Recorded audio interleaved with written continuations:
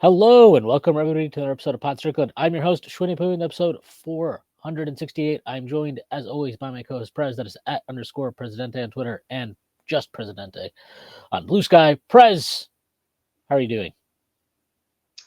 Doing good. I got to watch some great college basketball yesterday, including your boys, your Wolverines. They lost. Your Yeah, Wolverines lost. I know, they lost. Yeah, I was wondering. I was like, are you going to finish this insult wherever it's going? Get my large white Ivy League educated son Daniel Wolf some help. That is what I'll say about the Wolverines. Yeah, I don't really care about college basketball, so whatever to me. I'll care if they make when they get to the tournament, then I'll pretend like I've been locked in all year. All right, we're not here to talk about college basketball. We're here to talk about the Knicks, which today will be a depressing discussion. But before we do that, I do have to make a few announcements. First, being that Strickland has a YouTube channel where you may be watching this podcast. If you are not done so already, please hit like, subscribe to the channel, leave us a comment. That'd be a huge help to us. The Strickland also has merchandise, which you can find on our website at www.strick.land. There's a link that'll take you to the merchandise store, and there's all kinds of cool stuff on there, like t-shirts, sweatshirts, hats, coffee mugs, water bottles, you name it, we've got it. Strickland also has a Patreon, which you can subscribe to. There are a number of different tiers. There's a $6 tier that gets you access to Pod Strickland's podcast that I host every Friday with Prez. You also get access to Takes from Obvious Bozos, a podcast hosted by Andrew Steele, aka Doug, along with Zach Blatter, and you get access to the Strickland Discord where the conversation never stops. There are further tiers. There's a $9 tier that gets you access to Strickland Roll, my solo pod, right, rant, with things even more. You also get access to wonderful premium articles by Matthew Marino, one of the best in the business, and you get access to Strictly NFL, which you guessed it is a podcast by the NFL that is hosted by Konstantin Metrikos and Desmond Novak. There are further tiers. There's a $15 tier, $30 tier, $50 tier, and another $1 tier. This comes with a variety of additional benefits, like listening on pod recordings, merchandise discounts, even potentially co-hosting a podcast alongside yours truly one day, whether you choose to subscribe or not. None of this would be possible without you, and none of this would be possible without Bet Online. Bet Online is the world's most trusted betting platform, your number one source for online betting in 2025, whether you're a seasoned fan or a first-time bettor. Bet Online is your ultimate game day companion with the largest selection of odds on everything from NBA and college basketball to the NHL and UFC. Bet Online continues to be your number one sports betting source from every three-pointer to hat trick. Bet Online has you covered with odds, stats, and more for every game, every play, and every win. Bet Online, the game starts here. So we're going to talk a lot about all the things the Knicks are doing stupidly, badly, poorly, whatever. I wanted to structure this because I think we have a lot of thoughts on what they're doing poorly and how this reflects on Thibodeau. I want to just start, I think there's multiple elements to coaching. And I think it's worth talking about all of them. And, we can talk about lineups and rotations. We can talk about tactical adjustments that need to be made, aren't being made. What are they? You can talk about individual player stuff. So, as far talk as about buy-in and effort, all of buy-in this. and Yeah, effort, there's all lots those of parts of this. Yeah. So, but I wanted to start with the rotations because this is the part that I think Thibs is pretty consistently. I think it's consistently where he has the biggest blind spots, and this is throughout years of him as a coach. You can go back to him in Chicago, where he spends an entire season token starting Keith Bogans, who was fucking terrible.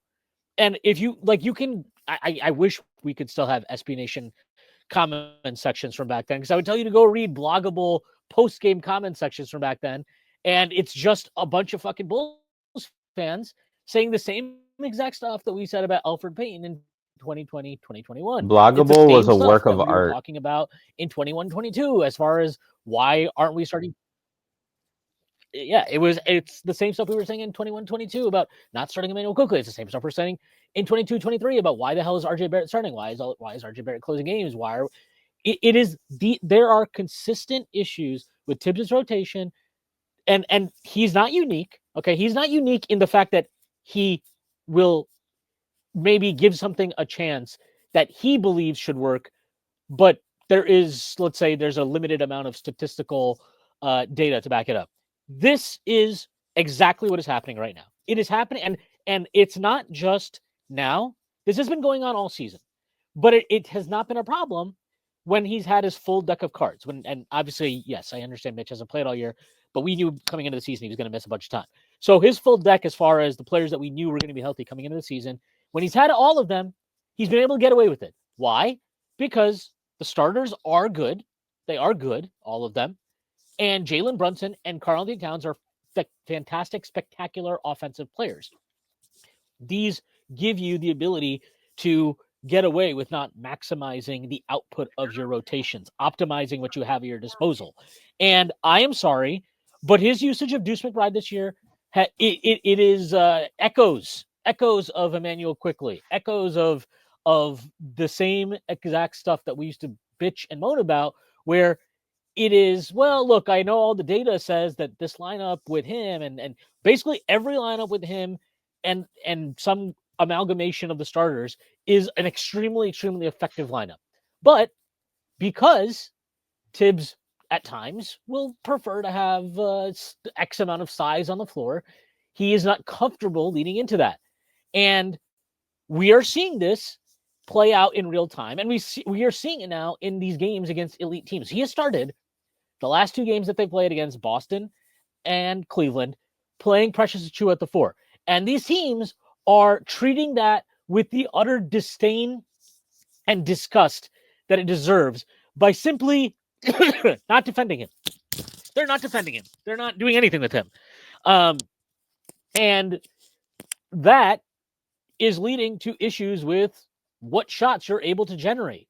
It's hard to generate open threes or quality threes when, one, the team can pack the paint, and two, your outlet in the corner for a spot up is Precious Achiuwa, who is a bad three-point shooter, who doesn't want to shoot threes, has never been a good three-point shooter or volume three-point shooter. That's a problem. It's a problem when Precious Achiuwa is also not, there's no statistical evidence to back up the idea that starting him is giving you any type of defensive edge. If anything, it's the opposite. Starting Deuce gives you both an offensive edge of some kind because he gives you spacing. And if teams are going to switch, right?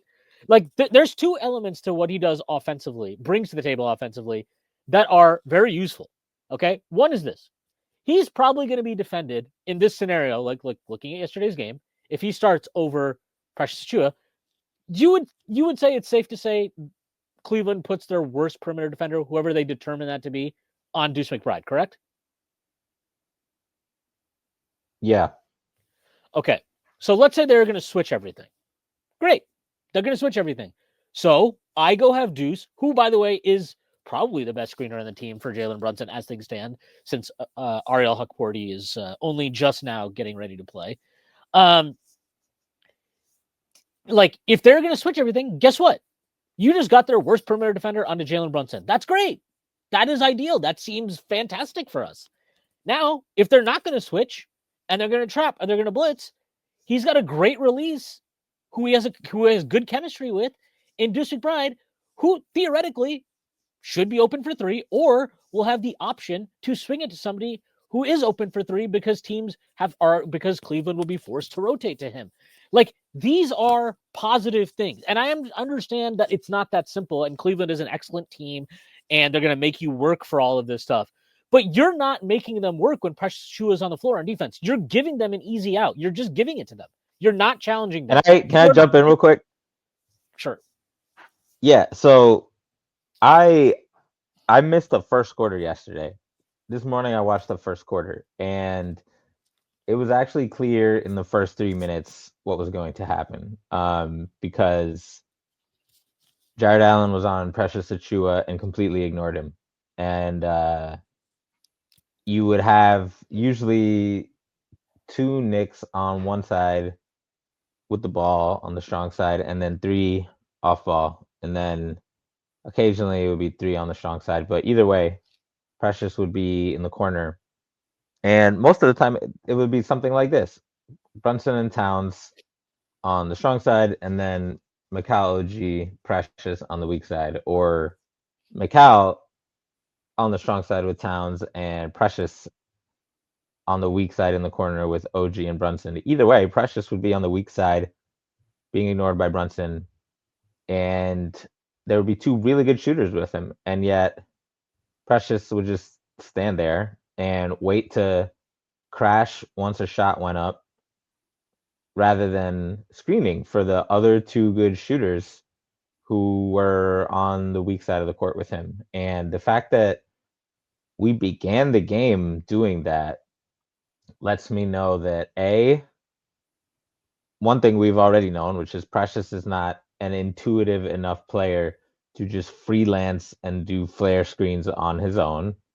For his gifts on offense are offensive rebounding, and pretty much that's it. We've known this for a while. And then 2, it lets us know that it was not part of the game plan, the coaching staff's game plan, Thibs' game plan, to mitigate that by saying, hey, they're going to likely ignore you, and if they do that, you have to set screens for your players. This actually happened in essentially all the consecutive possessions in the first 5 minutes of the game, and there was no adjustment. There was a timeout, and there's no adjustment, and like, there was still no adjustment, which is why, like, you can. I think it's fair to say, like, hey, Precious, like, you need to be better at doing that stuff, which is true. It's not. No. It's not fair though. It's not fair. I'll tell you, it's not fair because Precious Achiuwa is not a good. Like, he is what he is. Right. So you're asking a guy who is a guy. He's a guy. He is, and I'm fine with Precious Achiuwa. I think there's stuff that he does that you can't ask a player to become a player they're not. You can ask them to do. You can ask Towns to put up a hand, but you can't ask you Apple to be an Precious, orange, man. You can't ask Precious to be an intuitive, smart, skilled offensive player. That's not what he is. That's never what he's been. And you have to that's give him a job. And what Thibs is doing, and whatever, I will get into that later because I have my own issues with it. But to get back to the rotation thing, like, so you're starting off the game, okay? And let me tell you something. We're incredibly lucky that in the first quarter, Brunson was started off like a house on fire. Nuclear, because if that didn't happen, that would have been a 25-point game in the first quarter. That was how bad it was from a tactical perspective. And we'll get into the specific tactics later. I want to stick to the rotations. My point with this is, if you start the game now, okay, we started the game. We are putting out probably the worst option we have to start the game. Fine. Okay, we do that. Are you quick about adjusting? No, he was not quick about adjusting. Okay. What is the first sub he makes? The first sub he makes is he brings in Deuce McBride. Good. Great. We got Deuce on the floor. Who does he come in for? OG Anunoby. Oh, great. So we still are playing with Precious at the 4 and 3 other guys who can shoot the ball, or 4 other guys that can shoot the ball, right? But like, you're still playing 4-on-5 offensively. And he did, and then his next sub is what? It is Ariel Huckporty for Cat. Like, this is fucking asinine. And if you look through the last 3 games, and look, I'll give you the caveat of the Atlanta game is weird and Deuce gets hurt and whatever, fine. So if you want to just look at the last 2 games, he has basically played too big for the entirety of those games. And one, if you want to say, well, this is because he's preparing, he's getting the team, he's trying to get the team ready for Mitchell Robinson to be back. Okay, that is somewhat reasonable. Here's why that's still unreasonable to me. You should not, just because Mitchell Robinson is back, does not mean we should be like, well, we're playing too big now for the rest of the fucking time. Like, we're all the bigs are not the same. What would that doesn't make any sense? Yeah. Why? Like, I'll tell you this. If Mitchell Robinson comes back, what should actually happen is that Precious Achiuwa should not play unless Cat or Mitchell Robinson gets into foul trouble or are injured. That's it. That's what should happen. Because all of those, we should be playing 1 big, 4 out, or Mitch and Cat together and 3 of the other guys. That's it. There's no other fucking thing that should happen. Nothing. Not a single fucking thing. So if that is the argument for what he's doing, that's still stupid to me. And again, finally, last thing I will say about the rotation stuff. If you do not adjust quickly and you also compound it by playing dumb fucking rotations, and then you start the second half. He starts the second half again with Precious Achiuwa starting at the 4. I'm sorry. Like, you're just doing a terrible job with your lineups and rotations. And the reason why this is frustrating, why I say it's been going on all year, is while yes, obviously he's been able to play good lineups for a lot of the year because most of our starters have been healthy. He is not mixing and matching nearly enough. Like, as I said, the rotations with Deuce and 4 of the starters, like pick a big and 3 of the other starters, basically, all of those are good. He is not mixing and matching and playing them nearly enough. And as a result, and the reason is because he's over-relying and overplaying the starters. Like, I'm sorry. Josh Hart, Mikal Bridges, OG Anunoby, these three guys could all easily play 3 or 4 minutes less a game, and all of those minutes could go to Deuce McBride if you wanted to. All of them. And Deuce McBride is averaging, I believe, let me just check. McBride. Okay. Miles McBride this season, he is averaging in 46 games played, 23 and a half minutes per game. He should be easily at 28, 29 minutes a game. He should be getting key reserve, like your sixth man, key reserve minutes. And not because I think he's some quality backup point guard who can initiate offense when Brunson's off the floor. No. But it's exactly what I said. Every version of him with 3 starters and a big is good. Like, I don't know what else to say other than that. And this is not just this season. This goes back to last season. Like, he is great. Like, all the combinations. I believe, I looked this up last night. I believe going back to last season, him, Jalen Brunson, Josh Hart have played 652 minutes together. In those minutes, they are something like 127 offensive rating, 116 defensive rating. So they're plus 11 in 652 minutes. That's not the most significant sample ever, but it's not insignificant. And this, mind you, includes a large portion of that coming with who? Dante DiVincenzo, another small guard, on the floor with them. So what it tells me is, yeah, size obviously matters. And smaller lineups, no matter how potent they are offensively, are not going to work in every single matchup. They're not going to be the best matchup against every single opponent. I agree with that. But your goal as a coach isn't, you're never going to have perfect lineups in every perfect situation, right? So what is your goal? Also, Precious is only he's a good defender, but like to use your to kind of drive this home is like if you're relying on his defense outweighing the fact that he's really bad at a lot of other stuff and Deuce is really good at a lot of other stuff. And you need to be elite on defense.